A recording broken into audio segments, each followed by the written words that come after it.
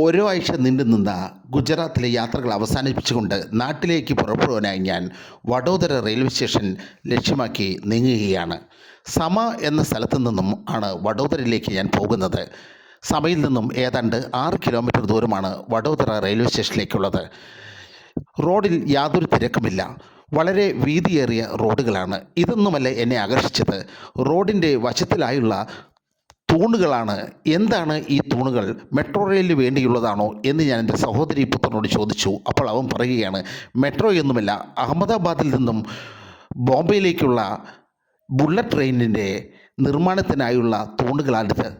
എന്നെ വളരെയധികം അത്ഭുതപ്പെടുത്തി. കാരണം ബുള്ളറ്റ് ട്രെയിനുള്ള പണികൾ ഇവിടെ ആരംഭിച്ചു കഴിഞ്ഞു. അതുമാത്രമല്ല, ബുള്ളറ്റ് ട്രെയിനിൻ്റെ കോച്ചുകൾ ഇന്ത്യയിൽ നിർമ്മിക്കാനുള്ള പദ്ധതികൾ കൂടി ആരംഭിച്ചു എന്ന് കേൾക്കുമ്പോൾ എനിക്ക് വളരെയധികം സന്തോഷം തോന്നി.